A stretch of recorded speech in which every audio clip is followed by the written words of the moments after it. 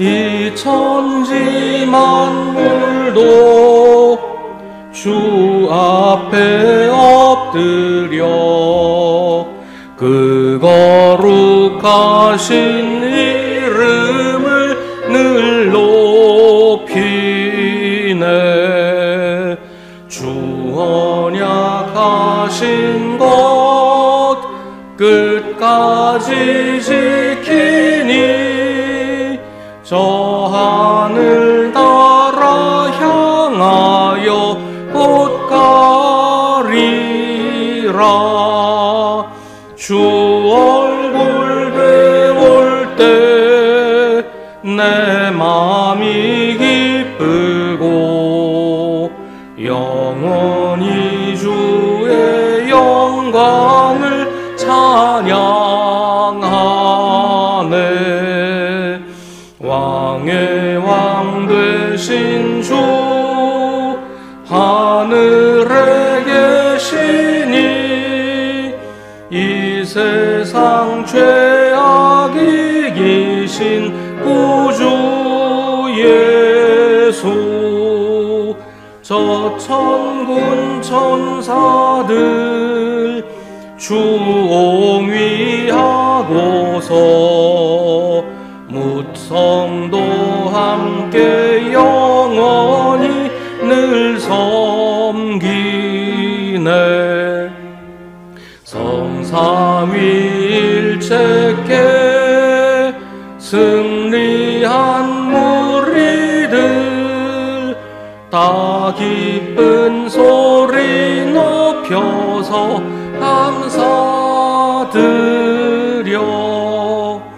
창조주 하나님 내 주님 되시니 주 앞에 나도 엎드려 경배하네.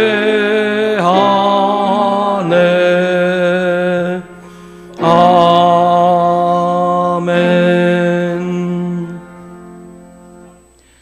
전능하신 분 주 하나님께서 말씀하시어 해가 돋는 데서부터 해지는 데까지 온 세상을 불러 모으신다. 나를 믿는 성도들을 나에게로 불러 모아라. 희생제물로 나와 언약을 세운 사람들을 나에게로 불러 모아라. 아멘.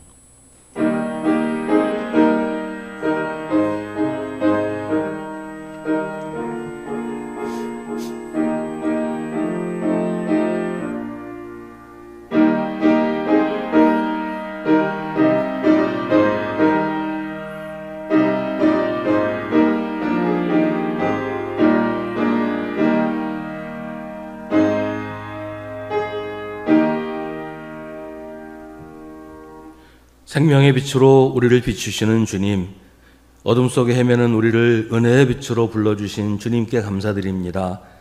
하나님을 따르는 사람들에게도 무지개 언약으로 사랑을 확정하신 주님을 우리는 오늘도 잊고 삽니다. 우리의 귀와 우리의 마음을 두드리시는 하나님의 부르심을 외면하고 우리 눈을 사로잡는 세상의 유혹에 빠져 살았고 일상의 분주함을 핑계로 주님을 뒷전으로 밀어놓았습니다. 주님, 이 시간 주님 앞에 무릎 꿇고 회개하오니 우리를 불쌍히 여기시고 용서하여 주옵소서. 이제 계속해서 우리 각자의 죄를 주님께 고백하고 회개하는 기도를 드립니다.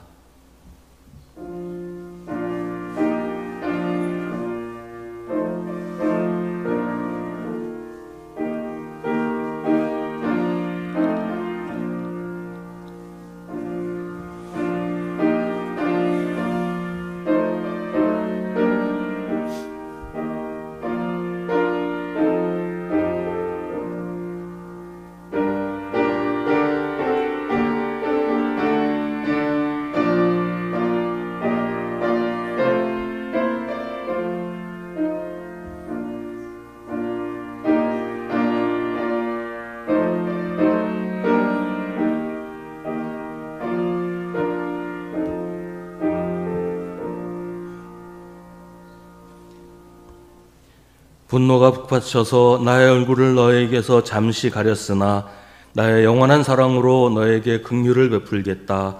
너의 속량자인 나 주의 말이다. 아멘. 사도신경으로 우리의 신앙을 고백하겠습니다. 나는 전능하신 아버지 하나님 천지의 창조주를 믿습니다. 그의 유일하신 아들 우리 주 예수 그리스도를 믿습니다. 그는 성령으로 잉태되어 동정녀 마리아에게서 나시고 본디오 빌라도에게 고난을 받아 십자가에 못 박혀 죽으시고 장사된 지 사흘 만에 죽은 자 가운데서 다시 살아나셨으며 하늘에 오르시어 전능하신 아버지 하나님 우편에 앉아 계시다가 거기로부터 살아있는 자와 죽은 자를 심판하러 오십니다. 나는 성령을 믿으며 거룩한 공교회와 성도의 교제와 죄를 용서받는 것과 몸의 부활과 영생을 믿습니다. 아멘. 성시교독은 주보에 있는 시편 67편의 말씀입니다. 하나님, 우리에게 은혜를 베풀어 주시고 우리에게 복을 내려 주십시오. 주님의 얼굴을 환하게 우리에게 비추어 주시어서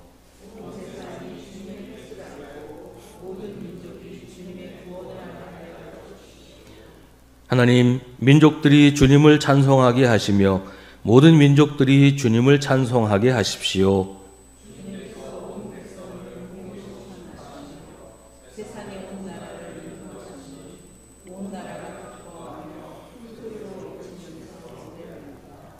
하나님, 민족들이 주님을 찬송하게 하시며 모든 민족이 주님을 찬송하게 하십시오.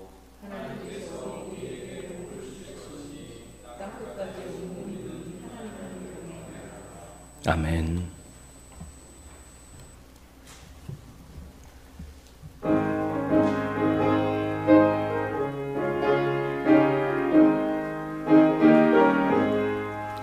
강물같이 흐르는 기쁨 성령 강림함이라. 정결한 맘 영원하도록 주의 거처 되겠네. 주님 주시는 참된 평화가 내 맘속에 넘치네. 주의 말씀에 거센 풍랑도 잠잠하게 되도다. 나의 생명 소생케 됨은 성령 임하심이라.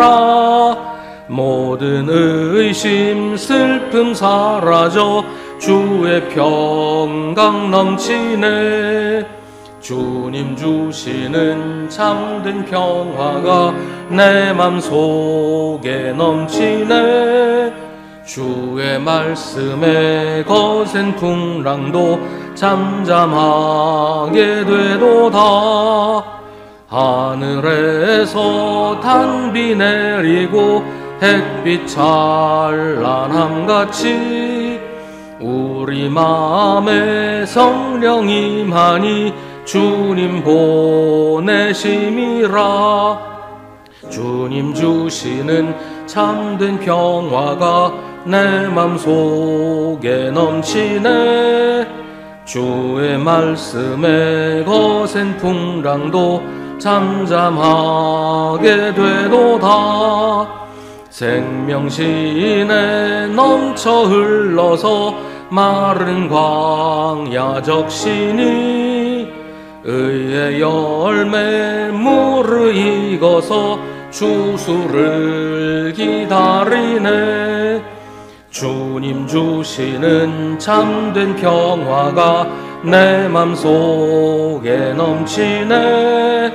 주의 말씀에 거센 풍랑도 잠잠하게 되도다. 놀라우신 주의 은혜로 그의 얼굴 뵙겠네. 평화로운 안식처에서 영원토록 쉬겠네. 주님 주시는 참된 평화가 내 맘속에 넘치네. 주의 말씀에 거센 풍랑도 잠잠하게 되도다.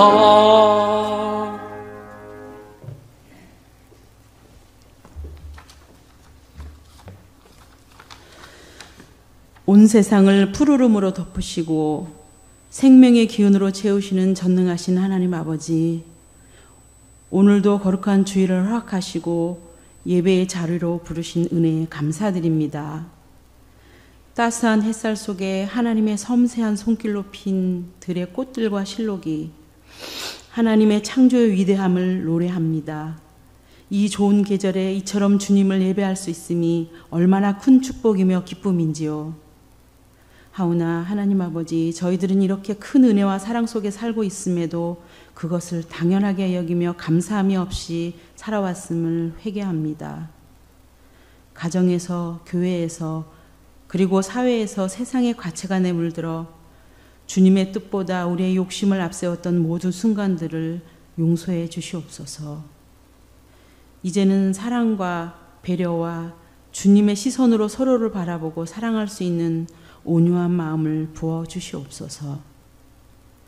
하나님 아버지, 가정의 달 5월을 보내며 가족의 소중함을 일깨워 주심에 감사드립니다.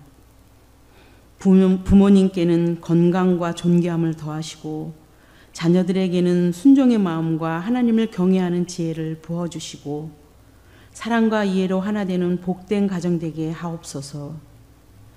각 가정 가운데 말씀이 중심이 되어 언제나 주님을 예배하는 작은 교회로 세워주시옵소서. 하나님 아버지, 주님의 몸된 우리 수송교회가 오직 복음 위에 굳건히 서서 사랑과 섬김으로 하나 되게 하시고 세상의 소망이 되는 교회가 되게 하옵소서. 주님께서 맡기신 각 부서와 사역자들 가운데 기쁨과 열매가 넘치게 하시며 어린이로부터 장년에 이르기까지 모두가 함께 자라가는 믿음의 공동체가 되게 인도하여 주시옵소서. 90주년을 보내고 있는 우리 교회가 시간이 쌓인 만큼 성도들의 수고가 쌓여가고 벽돌 하나하나에 놓인 하나님의 은혜를 감사하며 그 벽돌을 쌓아올린 성도들의 기도와 손길을 기억하며 믿음의 땀과 헌신 위에 서 있음을 잊지 않게 하시고 이제 다시 힘을 모아 우리 수송교회가 영원하신 하나님의 은혜 안에서 더욱 성장하고 90년을 넘어 100년을 향해 잘 준비하고 달려나갈 수 있도록 인도하여 주시옵소서. 하나님 아버지, 오늘도 육체적 정신적 고통 가운데 있는 성도들을 기억해 주시옵소서. 병상에서 신음하는 이들, 외로움 속에서 눈물 흘리는 이들에게 주님의 위로와 치료의 손길이 임하게 하시고 무엇보다도 주님을 향한 믿음과 소망이 흔들리지 않도록 붙들어 주시옵소서. 하나님 아버지, 대선이 며칠 남지 않았습니다. 선거가 평화적으로 잘 진행되게 도와주시고 투표자마다 바른 지도자를 뽑을 수 있도록 지혜를 주시옵소서. 그리하여 이 땅에 새로이 세워진 대통령이 자신의 권력의 주인이 아니라 주님을 섬기는 청지기임을 잊지 않게 하시고 하나님을 두려워하는 마음으로 정직과 정의를 따라 일하게 하시고 자신의 뜻이 아니라 국민의 뜻이 무엇인지 묻고 따르는 지도자가 되게 하시고 가난한 자, 병든 자를 돌아보고 어루만지며 공평과 정의와 상식이 통하는 나라를 세우는 일꾼이 되게 하옵소서. 특별히 분열되고 상처 입은 이 나라를 화해와 용서로 이끌게 하시고 경제적 위기와 안보의 불안 앞에서 지혜롭고 담대하게 나라를 지켜가는 지도자가 되게 도와주시옵소서. 하나님 아버지, 말씀을 전하신 목사님을 성령의 능력으로 덧입혀 주셔서 말씀을 통해 듣는 이들의 마음이 열려 말씀 앞에 순종함으로 삶에서 실천하게 또 열매 맺게 하옵소서. 하나님 아버지, 예배를 위해 이곳저곳 묵묵히 섬기는 이들 손길 위에 믿음과 은혜와 기쁨으로 채워주시고 그들의 헌신을 통해 주님의 몸된 교회가 더욱 아름답게 세워지게 하시고 그 수고 속에 하늘의 위로와 복이 임하게 하옵소서. 하나님 아버지, 복된 찬양으로 하나님께 올려드리는 찬양대의 찬양을 기뻐 받아주시며 성도들의 마음을 여는 찬양이 되게 하옵소서. 우리의 기도 가운데 항상 함께 하시며 우리의 인도자가 되시는 예수님의 이름으로 감사하며 기도드립니다. 아멘. 하늘에 계신 우리 아버지, 아버지의 이름을 거룩하게 하시며 아버지의 나라가 오게 하시며 아버지의 뜻이 하늘에서와 같이 땅에서도 이루어지게 하소서. 오늘 우리에게 일용할 양식을 주시고 우리가 우리에게 잘못한 사람을 용서하여 준 것 같이 우리 죄를 용서하여 주시고 우리를 시험에 빠지지 않게 하시고 악에서 구하소서. 나라와 권능과 영광이 영원히 아버지의 것입니다. 아멘.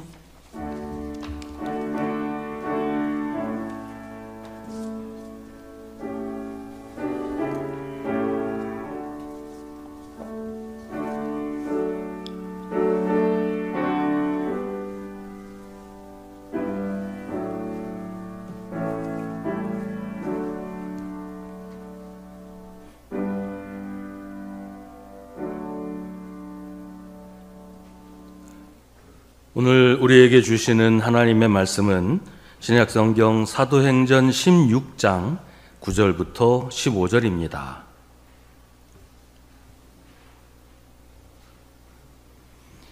사도행전 16장 9절부터 15절 말씀입니다. 하나님의 말씀을 봉독하겠습니다. 이 말씀을 통해 하나님의 음성을 들으시기 바랍니다. 여기서 밤에 바울에게 환상이 나타났는데 마케도니아 사람 하나가 바울 앞에 서서 마케도니아로 건너와서 우리를 도와주십시오 하고 간청하였다. 그 환상을 바울이 본 뒤에 우리는 곧 마케도니아로 건너가려고 하였다. 우리는 마케도니아 사람들에게 복음을 전하기 위하여 하나님께서 우리를 부르신 것이라고 확신하였기 때문이다. 우리는 드로아에서 배로 떠나서 사모드라게로 직행하여 이튿날 네아폴리로 갔고 거기에서 빌립보에 이르렀다. 빌립보는 마케도니아 지방에서 으뜸 가는 도시요 로마 식민지였다. 우리는 이 도시에서 며칠 동안 묵었는데 안식일에 성문 밖 강가로 나가서 유대 사람이 기도하는 처소가 있음직한 곳을 찾아갔다. 우리는 거기에 앉아서 모여든 여자들에게 말하였다. 그들 가운데 루디아라는 여자가 있었는데 그는 자색 옷감 장수로서 두아디라 출신이요 하나님을 공경하는 사람이었다. 주님께서 그 여자의 마음을 여셨으므로 그는 바울의 말을 귀담아 들었다. 그 여자가 집안 식구와 함께 세례를 받고 나서 나를 주님의 신도로 여기시면 우리 집에 오셔서 묵으십시오 하고 간청하였다. 그리고 우리를 강권해서 자기 집으로 데리고 갔다. 아멘. 이것은 하나님의 말씀입니다.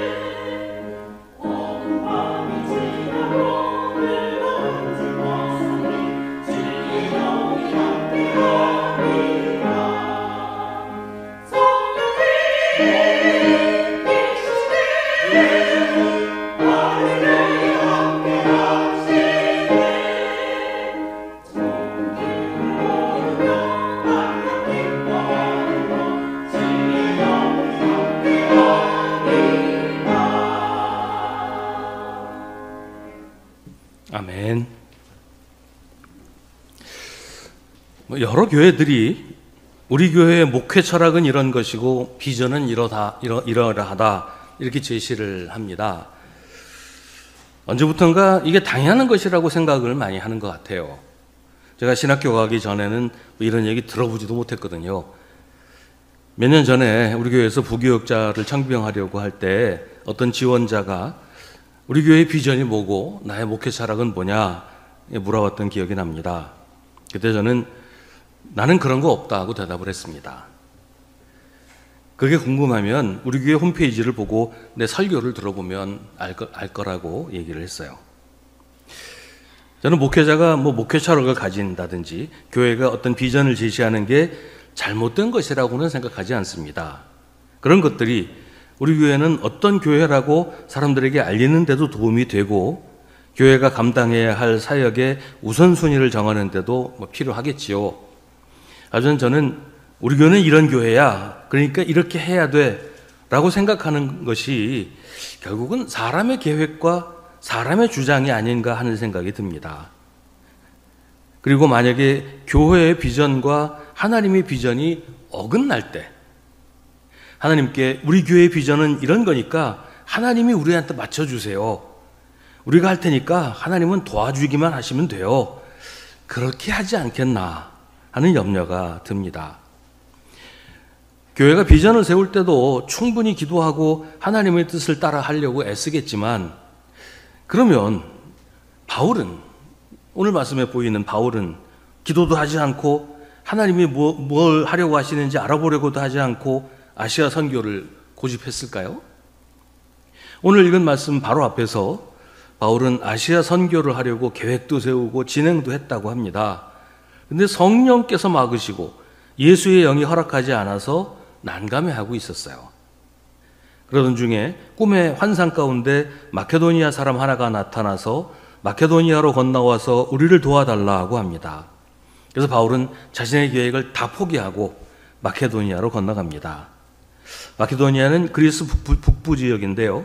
마케도니아로 건너간다는 것은 아시아 선교를 중단하고 최초로 유럽 선교를 시작한다는 뜻이에요. 교회만이 아니라 우리 개인이나 가정이나 사업도 마찬가지입니다. 우리는 나름대로 인생의 비전을 가지고 있습니다. 나는 어떤 사람이고 어떤 삶을 살 거야. 그런 계획도 하고 그 계획에 따라 살려고 애를 쓰지요. 예수 믿는 사람은 기도하면서 하나님의 뜻을 살펴서 계획을 세우고 비전을 가집니다. 근데 막상 그게 하나님의 뜻인지는 누구도 알 수 없는 거예요. 우리가 하나님이 아니잖아요. 그래서 종종 우리의 비전과 하나님의 비전이 어긋날 때가 있어요. 그럴 때 하나님은 여러 가지 방법을 통해서 하나님의 뜻을 알려주십니다. 문제는 그때 우리가 하나님의 뜻에 따라 우리의 계획을 포기하기가 쉽지 않다는 거예요. 우리 눈앞에서 하나님이 문을 쾅 하고 닫아버리실 때가 있어요. 그때 우리는 실망하고 낙심합니다. 하나님을 원망하기도 하고 하나님이 나를 방해하신다 이런 생각까지도 하게 될 때가 있단 말이죠. 그런데요, 하나님이 내 앞에서 문을 닫아버리시는 것은 그 문이 내가 들어가야 할 문이 아니기 때문이에요. 하나님이 내 앞에서 문을 닫으셨을 때는 반드시 다른 문을 열어주십니다. 거기가 내가 들어가야 할 문이기 때문입니다. 마트 같은 데서 계산하려고 줄을 길게 서 있어요. 근데 안내하는 사람이 갑자기 내 앞에서 줄을 끊어버려요. 그러면 아유, 하필이면 왜 내 앞이야? 오늘 이거 못 사는 거야? 짜증나고 불평하겠지요. 근데 그 안내하는 사람이 나부터 새로운 계산대로 인도를 해서 여기서부터 계산하세요. 그러면 잘 된 거잖아요. 그게 실망할 일이 아니잖아요. 언제나 하나님의 뜻을 찾고 그 뜻을 따라 살려고 애쓰는 건 참 잘하는 것입니다. 하지만 내 마음대로 이게 하나님의 뜻이야 라고 정해놓고 그것만 고집하는 건 잘못하는 겁니다. 바울도 자기 계획을 포기하기가 쉽지는 않았을 거예요. 일정의 차질이 생길 것도 감수해야 할 것이고 익숙했던 것을 떠나서 낯선 곳으로 아마도 생전 처음 가보는 지역으로 가서 복음을 전하는 것이 두렵기도 했을 겁니다. 하지만 바울은 하나님이 닫으신 문을 다시 열어달라고 매달려서 두드리고 떼쓰거나 그 앞에서 주저앉아 있지 않았습니다. 바울은 환상 가운데 만난 마케도니아 사람이 하는 말을 하나님의 계획으로 받아들이고 자기의 계획을 포기하고 하나님의 뜻을 따라갑니다. 바울은 먼저 빌립보로 갑니다. 빌립보는 그리스 북부 마케도니아 지역에 있는 도시입니다. 성경은 빌립보를 마케도니아 지방에서 으뜸 가는 도시요 로마 식민지였다라고 소개합니다. 이 빌립보는 알렉산더 대왕, 우리 유명한 그 알렉산더 대왕의 아버지인 필립이 세운 도시였고 로마의 아우구스투스 황제가 은퇴한 장교를 위한 도시로 다시 재정비하면서 발전하게 됐습니다. 빌립보는 바울의 유럽 선교의 전초 기지가 될 만한 곳이었습니다. 바울은 안식일에 성문 밖에 있는 강가로 나가서 유대인의 기도처를 찾았습니다. 당시에 유대인이 많이 살던 도시에는 회당이 있었고 회당을 세울 만큼 유대인이 많지 않은 곳에는 기도처가 있었어요. 안식일마다 사람들이 모여서 기도했는데 빌립보는 회당은 없고 기도처만 있는 것으로 보면 대도시이기는 했지만 유대인이 많지는 않았던 모양이에요. 바울은 기도처에서 거기 모인 여성들에게 복음을 전했는데 그들 가운데 루디아라는 사람이 있었습니다. 성경은 루디아를 자색 옷감 장수이며 두아디라 출신이고 하나님을 공경하는 사람이었다라고 소개합니다. 이 자색 옷감 장수는 보라색으로 염색한 옷감을 파는 그런 사람인데요. 당시에 보라색 옷감은 황제가 입는 옷 혹은 귀족들이 입는 옷 이런 옷을 만드는 옷감이었어요. 아주 값비싼 고급 옷감이었습니다. 그러니까 루디아는 빌립보의 상류층 사람들과 친분이 있었을 것이고 비싼 옷을 파는 만큼 재산도 많았을 것이라고 봅니다. 두아디라는 요한계시록에 나오는 소아시아 7교회 가운데 하나가 있는 도시인데요. 지금의 터키에서 그리스 쪽으로 가까운 그런 지역입니다. 그러니까 루디아는 거기서 태어나서 그리스로 건너가서 장사를 하게 된 것 같습니다. 하나님을 공경하는 사람이라는 말은 루디아가 이방인이라는 것을 알려줍니다. 하나님을 공경하는 사람이란 당시 유대인이 아닌 이방인 중에 유대교의 하나님, 야훼 하나님을 섬겼지만 유대교로 개종하지는 않은 사람을 말합니다. 당시에 유대교인이 되려면 할례를 받고 유대인이 되어야 했어요. 유대인들은 오직 유대인만이 하나님의 백성이라고 했고 유대인이 되지 않으면 유대교에 들어올 수 없다고 했습니다. 하지만 그 시대에 할례를 받는 것은 수치스러운 일로 여겨졌기 때문에 할례를 받지 않은 채 하나님께 기도하고 하나님을 섬기는 사람들이 있었어요. 그런 사람을 가리켜서 하나님을 공경하는 사람이라고 부릅니다. 루디아는 여성이기 때문에 할례를 받을 수는 없었지만 이방인 여성이 유대인이 되려면 유대인 남성과 결혼하면 됐어요. 유대인 남성과 결혼하면 유대인 국적을 얻을 수가 있었어요. 근데 루디아는 결혼하지 않았거나 아니면 유대인이 아닌 남성과 결혼했던 것으로 보여요. 그러니까 유대 교인이 될 수 없었죠. 하나님을 공경하는 사람은 바울의 유럽 전도에서 중요한 의미가 있습니다. 사도행전 15장에는 이방인 전도 문제를 두고 최초의 교회 회의라고 하는 예루살렘 공의회 이야기가 나옵니다. 바울은 이방인이 예수를 믿을 때 할례를 받을 필요가 없다고 주장을 했습니다. 유대인만이 하나님의 백성이 아니라 예수를 믿으면 누구나 하나님의 백성이 되기 때문입니다. 근데 기독교인들 중에도 유대주의를 포기하지 못하는 사람들이 있었어요. 예루살렘을 중심으로 율법을 지켜야 구원받을 수 있다. 이런 사람들이 있었어요. 그들은 예수를 믿는 것만으로는 부족하다고 했습니다. 유대교에서만이 아니라 기독교인이 된 사람이라도 유대인이 되지 않으면 하나님의 백성이 될 수 없고 구원받을 수 없다는 거예요. 이 문제를 두고 예루살렘 공의회에서 치열하게 토론과 논쟁을 했고 결론으로 바울이 옳다라고 결정을 한 겁니다. 유대인이 될 필요 없다. 할례 받을 필요 없다. 예수 믿으면 그걸로 충분하다. 이게 교회의 최종적인 결론이었어요.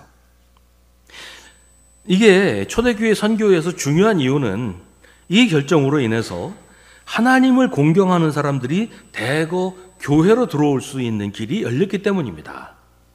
유대교는 들어갈 수 없어서 하나님을 제대로 믿을 수가 없었는데 교회에서는 신앙생활을 올바르게 온전하게 할 수 있으니까 이 사람들이 유대교에 들어가기를 포기하고 교회로 많이 들어오게 되었다는 거예요.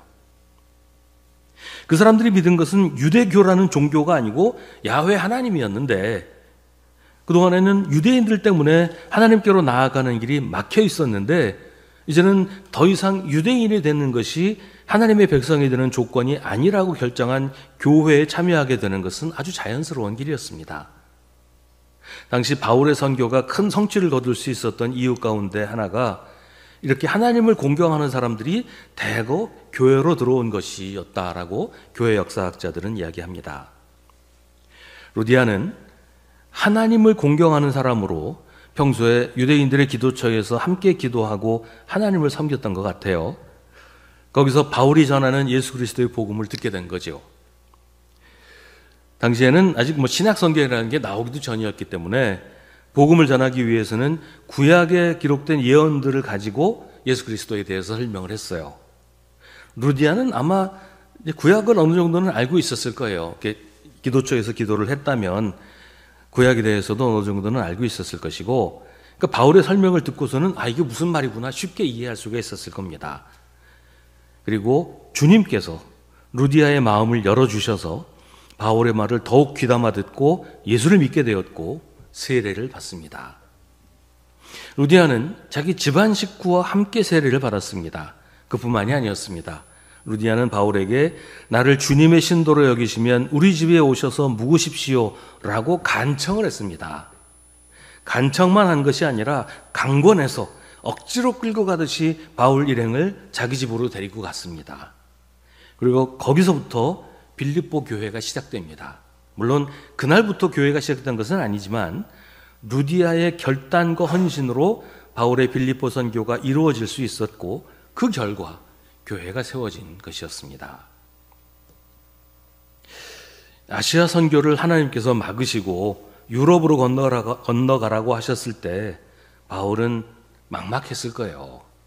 가본 적도 없고 아는 사람도 없는 곳에 가서 복음을 전하는 것이 쉽지 않았을 것이고 또 자기는 이 아시아 선교를 위해서 계획을 다 짜놓고 있었는데 어디 가고 거기 어디 가서 누구 만나고 다 짜놓고 있었는데 그거 다 폐기 처분하고 정말 새로운 곳으로 들어가서 시작해야 되니까 얼마나 막막했겠어요. 유럽은 아시아하고는 또 달라서 문화나 풍습이나 이런 것이 전혀 다른 곳인데 그야말로 맨 땅에 헤딩하는 심정 아니었을까요?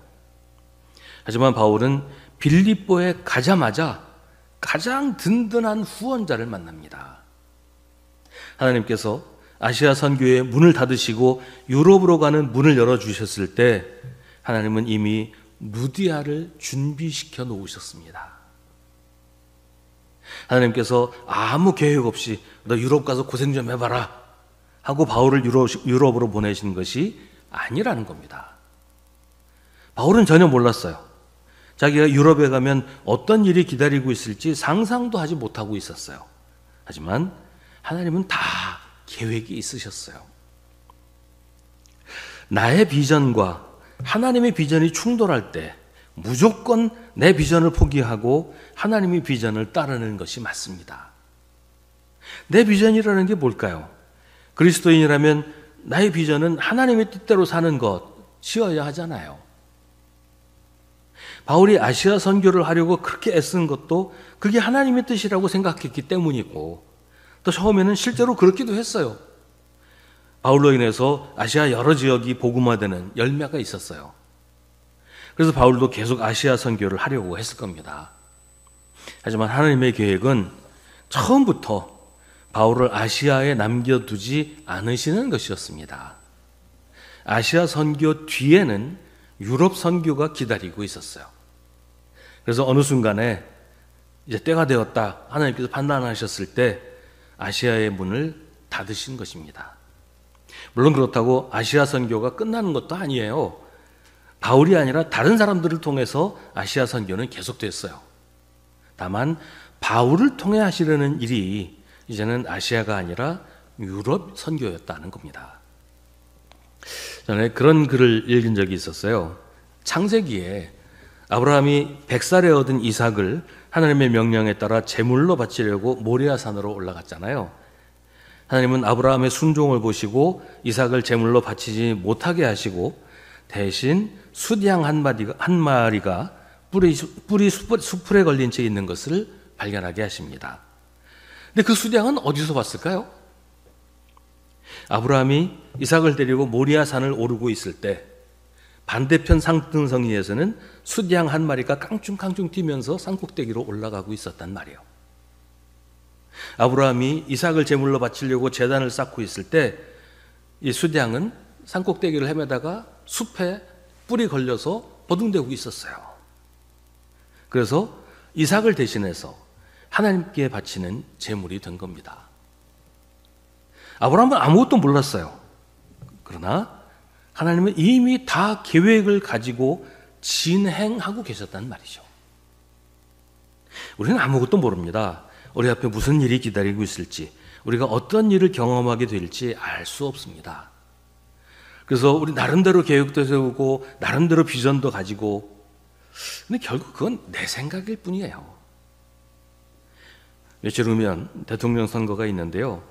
선거를 앞두고 며칠 동안은 여론조사 결과를 발표할 수가 없게 돼 있어요. 그래서 그 기간을 깜깜이 기간이라고 부르더라고요. 여론의 향배를 알 수 없고 선거가 접전일 때는 선거 결과를 예측할 수가 없기 때문이에요. 근데 사실 우리 인생은 언제나 깜깜이 아니에요? 알 수가 없잖아요. 그렇다고 해서 뭐 아무 계획도 없이 인생에 대한 설계도 없이 되는 대로 살 수는 없어요. 근데 문제는 내 계획과 내 인생 설계와 하나님의 뜻이 어긋날 때 우리가 어느 쪽을 선택하느냐 하는 겁니다. 단호하게 내 계획을 포기하고 하나님의 뜻을 따를 것인가, 내 계획을 고집하면서 하나님한테 나를 따라오시라고 할 것인가. 극단적으로 말하면 내 계획이 어그러지고 내가 생각한 것과 전혀 다르게 일이 진행되면 내 생각이 하나님의 뜻과 다른 것일까 하면서 고민을 시작해야 됩니다. 무조건 그게 하나님의 뜻이야, 내 생각은 하나님의 뜻이 아니야 라고 뭐 딱 단정 지으라 그런 얘기가 아니고, 이게 혹시 하나님이 나를 가로막으시는 건 아닐까 하고 확인해 봐야 한다는 거예요. 사실 하나님의 뜻을 알아차리는 게 쉽지는 않아요. 오늘 바울에게 하셨던 것처럼 우리한테 무슨 환상으로 보여주시는 것도 아니고, 또 뭘 봤다고 해도 그게 하나님이 보여주신 것인지 그냥 내 머릿속에서 나온 것인지 알 수가 없잖아요. 하지만 우리가 항상 우리 하나님께 우리의 시선을 고정하고 하나님의 말씀을 늘 마음에 새기면서 살면 하나님이 하시는 일을 발견할 수 있습니다. 언제나 방해가 되는 건 내 생각이에요. 내가 평소에 가지고 있는 생각, 내 사상이나 이념, 내 이해관계, 이런 게 하나님의 뜻을 깨닫는데 가장 큰 방해가 됩니다. 성경 읽을 때도 그렇잖아요. 똑같은 하나님 말씀을 읽는데 읽는 사람에 따라서 정반대로 받아들이는 경우가 참 많아요. 하나님은 이 사람한테는 이렇게 말씀하시고 저 사람한테는 저렇게 말씀하셔서 그런 게 아니에요. 내 생각을 하나님의 생각 위에 덮어 씌우기 때문에 그렇게 되는 거예요. 하나님이 나에게 말씀하시게 해야 하는데 성경을 읽으면서도 하나님의 말씀을 들으려고 하지 않고 내 생각을 뒷받침하는 수단으로 하나님 말씀을 사용하니까 똑같은 말씀을 읽어도 사람에 따라서 완전히 반대되는 이해를 하게 되는 경우들이 많다는 말이죠. 성경을 읽으면서 하나님이 나에게 이렇게 말씀하시는구나 하고 들으려고 애써야 되는데 성경 읽으면서 이거 봐, 내 말이 맞잖아 라고 하면서 읽으니까 성경을 아무리 읽어도 거기서 하나님의 말씀을 듣지 못하고 내 주장만 고집하게 된단 말이에요. 우리도 살면서 막다른 골목에 맞닥뜨릴 때가 있습니다. 때로는 하나님이 내 앞에서 문을 쾅 하고 닫아버리시는 것 같다고 생각하게 될 때도 있습니다. 그래서 실망하고 낙심합니다. 원하는 일이 좀처럼 이루어지지 않고 원하지 않는 일이 너무 쉽게 일어납니다. 오죽하면 이 대중가요 가사 중에 왜 슬픈 예감은 틀린 적이 없나 이런 가사가 있어요. 이게 굉장히 히트한 노래예요. 많은 사람들이 공감했다는 거잖아요. 아, 맞아. 왜 내가 불길한 예감을 하면 틀린 적이 없지? 샌드위치를 먹으려고 빵에 잼을 발랐어요. 근데 실수로 떨어뜨렸어요. 그럼 항상 잼 바른 쪽이 바닥으로 떨어져요. 이걸 머피의 법칙이라고 부릅니다. 좋은 일과 나쁜 일이 있을 때 일이 나쁜 쪽으로 진행될 확률이 훨씬 높다는 거예요. 그런데 우리에게 그런 일이 있을 때 우리는 그것을 머피의 법칙이라고 생각하지 않고 하나님이 막으셨다, 하나님이 문을 닫으셨다라고 생각해 보아야 한다는 겁니다. 물론 모든 경우에 다 그런 건 아닐 테지만 잠시 멈춰서 하나님의 뜻을 다시 확인해 보는 게 우리가 해야 할 일이라는 겁니다. 중요한 것은 하나님이 우리를 망하게 하시려고 잘못된 것으로 인도하시는 일은 결코 없다는 거예요. 하나님이 내 앞에서 문을 닫으시는 것은 그 문이 우리가 들어가면 안 되는 문이기 때문이에요. 우리가 하나님이 내 앞에서 문을 닫으셨다라는 생각이 들 때는 하나님이 나를 새로운 문으로 인도하시는구나 라고 생각하고 열린 문을 찾아야 됩니다. 하나님이 반드시 우리가 들어가야 할 문을 열어주시니까요. 원망하고 탄식하는 것은 우리가 할 일이 아닙니다. 하나님은 언제나 더 좋은 것으로 우리에게 주시려고 합니다. 하나님은 처음부터 다 계획이 있으십니다. 우리의 계획과 하나님의 계획이 어긋날 때 하나님은 여러 가지 방법으로 우리를 멈추게 하십니다. 그리고 하나님의 뜻을 찾아보라고 하십니다. 하나님이 닫으신 문 앞에서 탄식하지 말고 하나님이 열어놓으신 문으로 들어가라고 하나님이 우리를 부르십니다.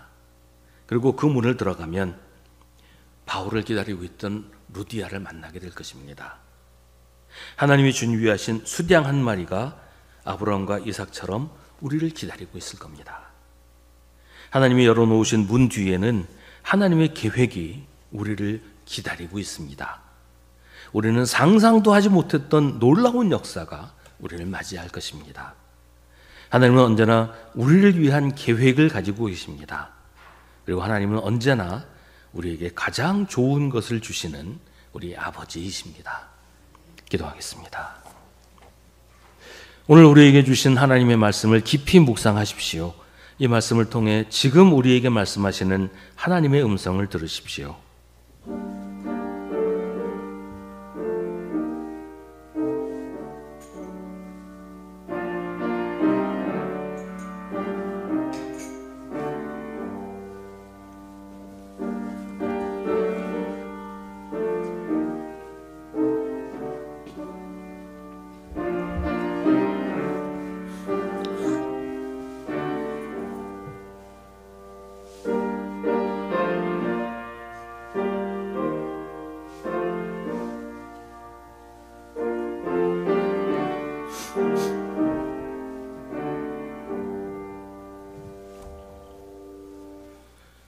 언제나 우리에게 좋은 것으로 주시는 하나님 앞에서 우리의 지식을 자랑하고 하나님의 계획을 무시하고 우리의 계획을 고집하는 어리석은 저희를 고백합니다.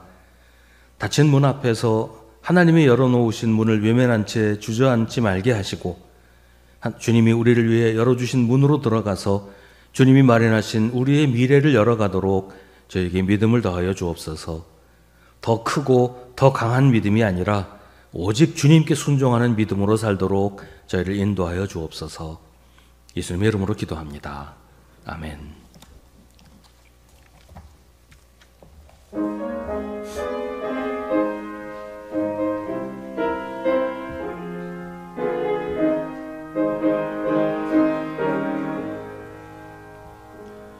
주여 지난 밤 내 꿈에 배었으니 그 꿈 이루어 주옵소서. 밤과 아침의 계시로 보여주사 항상 은혜를 주옵소서. 나의 놀라운 꿈 정녕 나 믿기는 장차 큰 은혜 받을 표니. 나의 놀라운 꿈 정녕 이루어져 주님 얼굴을 배우리라. 마음 괴롭고 아파서 낙심될 때 내게 소망을 주셨으며, 내가 아침에 주님을 바라보니 앞길 환하게 보이도다. 나의 놀라운 꿈 정녕 나 믿기는 장차 큰 은혜 받을 표니. 나의 놀라운 꿈 정녕 이루어져 주님 얼굴을 배우리라. 세상 풍조는 나날이 변하여도 나는 내 믿음 지키리니. 인생 살다가 죽음이 꿈 같으나 오직 내 꿈은 잠되리라. 나의 놀라운 꿈 정녕 나 믿기는 장차 큰 은혜 받을 표니. 나의 놀라운 꿈 정녕 이루어져 주님 얼굴을 배우리라.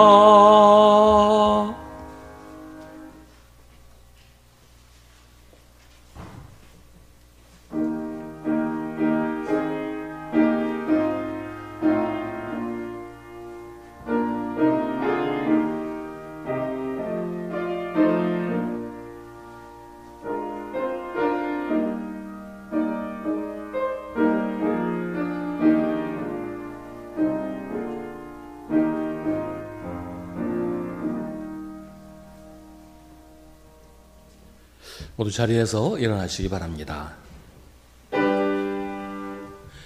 모든 것이 주께로부터 왔으니 이 예물을 주께 바치나이다.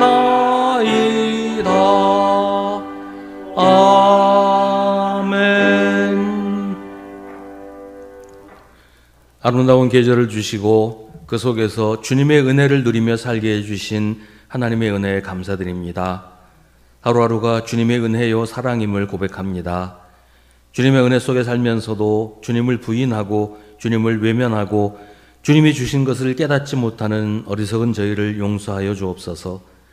내가 가진 것, 나 자신이 주님의 선물인데도 이 모든 것이 내 힘으로 된 줄로 착각하는 저희의 오만을 용서하여 주옵소서. 저희들 주님 앞에 나와 무릎 꿇고 주님께 예배하오니 저희를 받아주시옵소서. 주님을 예배하는 마음으로 저희가 정성껏 준비한 예물을 바칩니다. 저희가 세상에서 흘린 땀과 눈물이오니 기쁘게 받아주시고 귀하게 사용하여 주시기를 간구합니다. 주님, 이 땅에 주님께서 함께하여 주셔서 땀 흘려 일하는 사람들이 존중되고 남에게 고통을 주는 사람들이 회개하고 돌이켜 주님 뜻으로 돌아오게 하여 주옵소서. 대통령 선거를 앞두고 나라를 위해 필요한 일꾼을 우리가 분별할 수 있도록 지혜를 주시고 무엇보다 믿음의 눈으로 살펴볼 줄 아는 지혜를 가지게 하여 주옵소서. 날이 점점 더 더워지고 있습니다. 저희들 주님 주시는 새 힘으로 건강하게 하시고 주님 주시는 능력으로 저희에게 맡겨진 사명 잘 감당하며 살게 하옵소서. 무엇보다 주님을 사랑하며 주님의 사랑을 나누는 한 주간이 되도록 저희를 지켜주시옵소서. 예수님의 이름으로 기도하옵나이다. 아멘.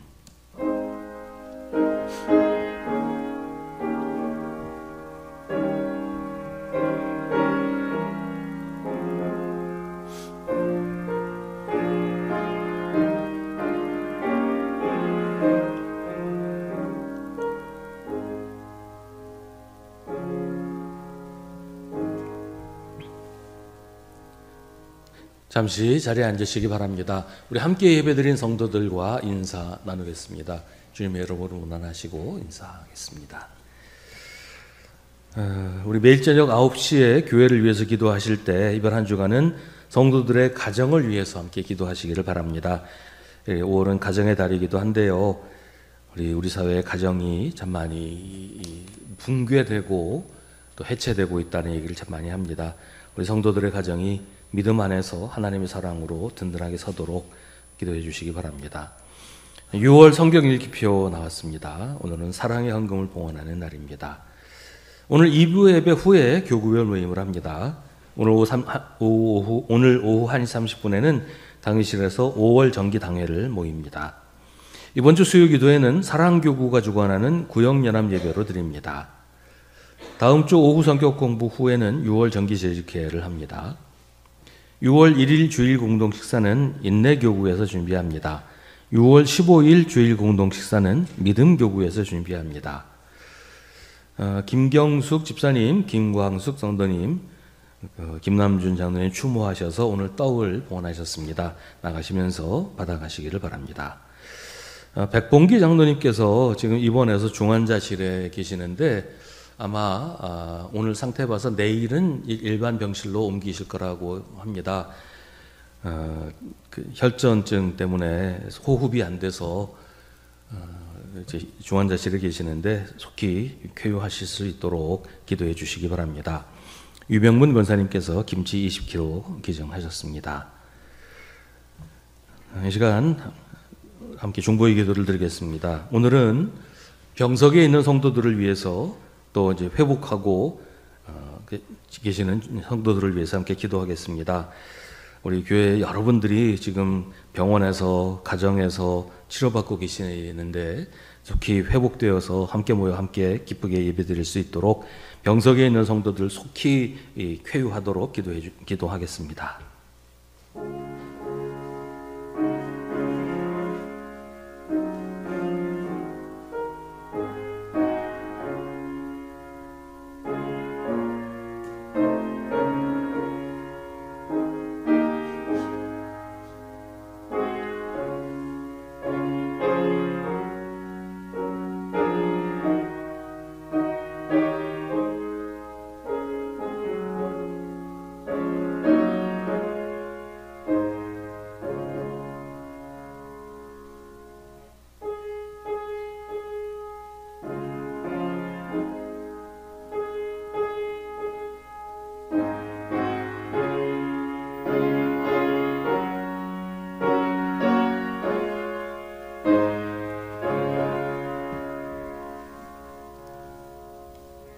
모두 자리에서 일어나시기 바랍니다.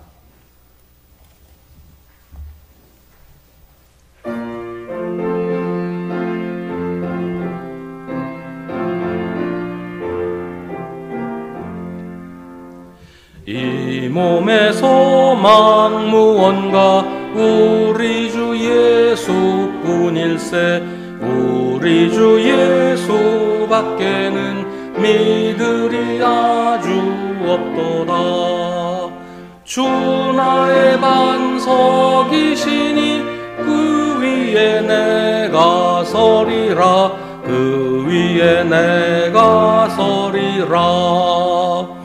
무섭게 바람 부는 밤 물결이 높이 설렐 때 우리 주 크신 은혜에 소망에 닻을 주리라. 주 나의 반석이시니 그 위에 내가 서리라. 그 위에 내가 서리라. 세상에 믿던 모든 것 끊어질 그날 되어도 구주의 언약 믿사와 내 소망 더욱 크리라. 주 나의 반석이시니 그 위에 내가 서리라. 그 위에 내가 서리라. 바라던 천국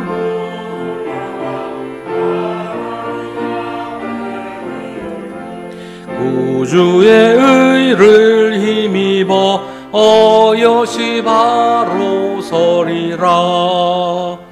주 나의 반석이시니 그 위에 내가 서리라. 그 위에 내가 서리라. 우리의 뜻이 아니라 하나님의 뜻과 계획을 순종하며 사십시오. 우리 구주 예수 그리스도의 은혜와 하나님 아버지의 사랑과 성령의 사귐이 주님을 예배하고 주님을 따르기로 다짐하는 사랑하는 주님의 자녀들에게 언제나 함께 하시기를 간절히 축원하옵나이다. 아멘.